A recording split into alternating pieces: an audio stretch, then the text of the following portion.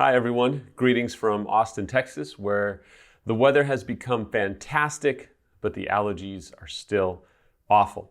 Wherever you are in the world, I'm so glad that you've taken a few minutes to join me. Today I'm going to talk to you about what I believe is probably one of the biggest pitfalls in marriage. It actually is something that is horribly difficult pre-infidelity as well as post-infidelity.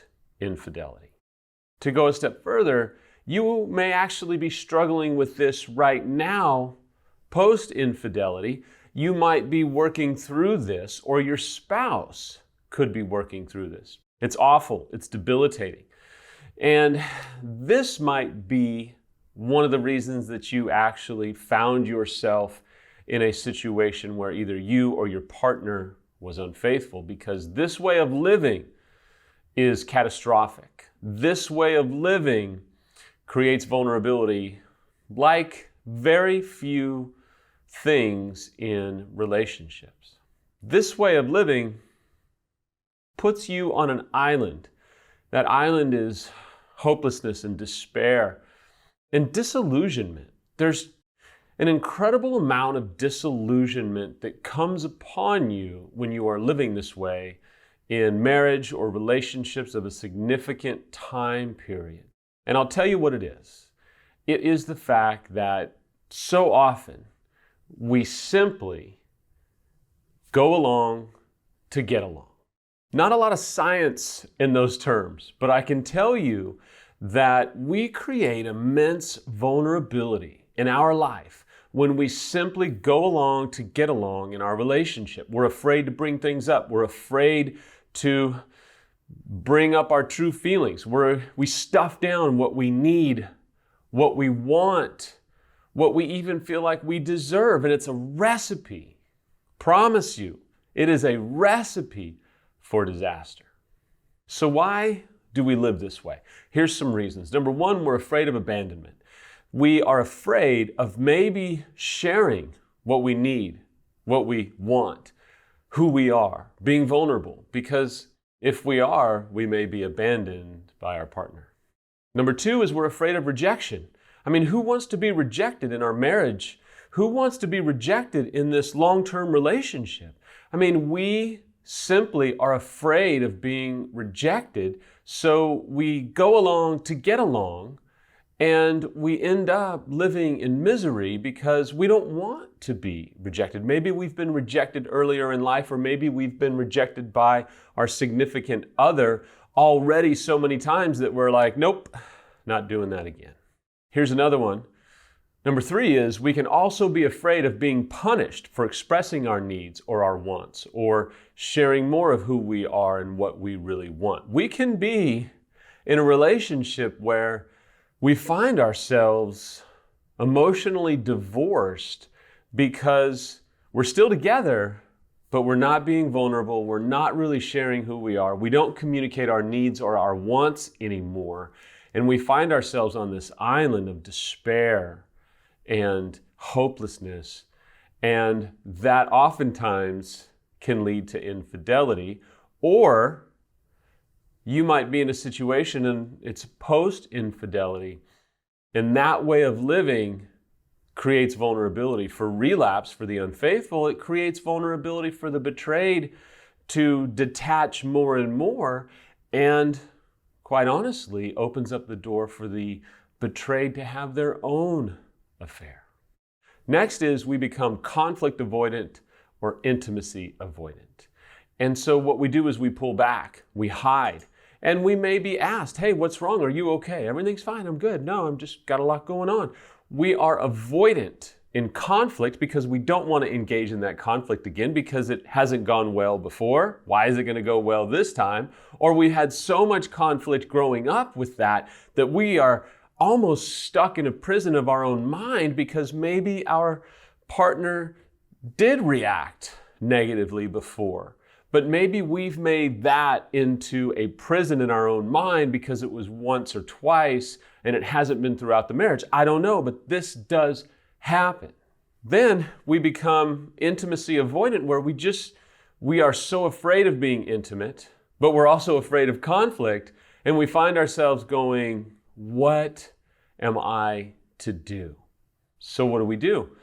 We oftentimes give up internally. It may not look like that on the outside, but we do. We throw our hands up and say, man, I'll just go along to get along. Divorce is too expensive. We have kids, we have assets, we have decades together. It's too expensive. I can't live on my own, or this is going to cost me too much. And so we are emotionally divorced.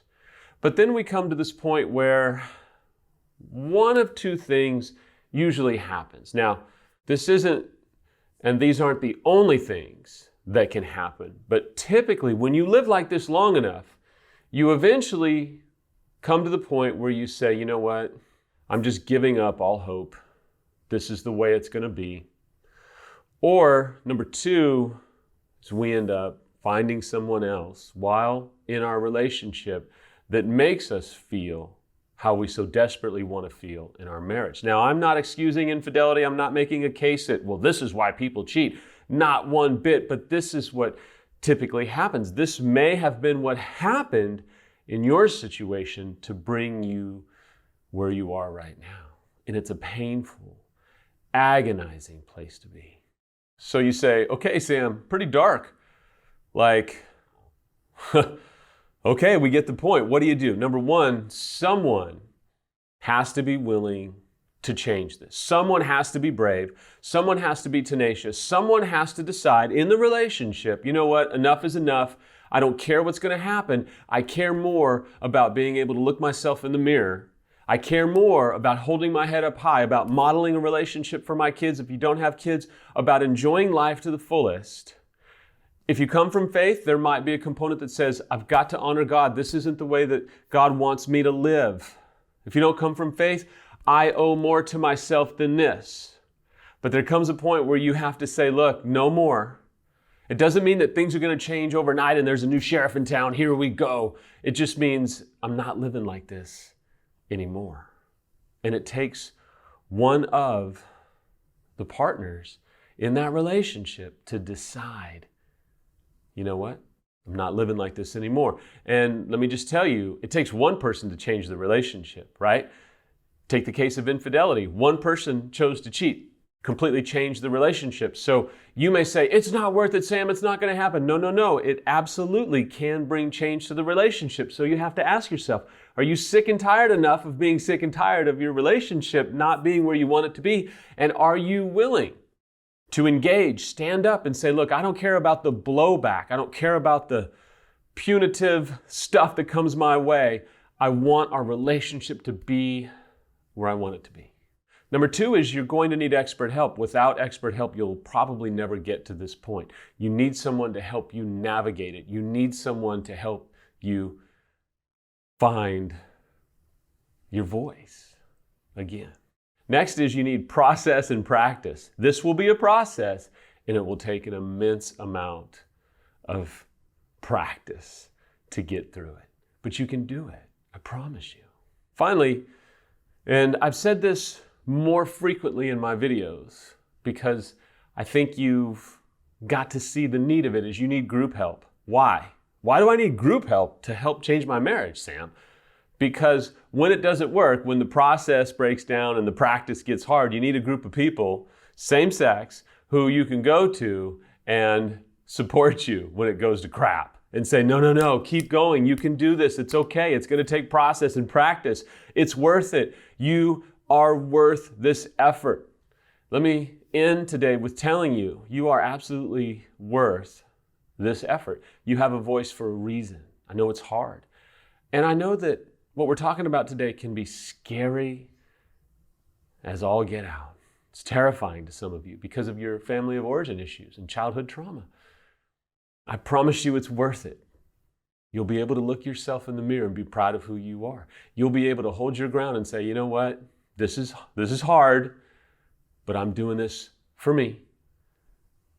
And you're ultimately also doing it for the relationship because you want them to have a marriage or a relationship that they can feel safe into.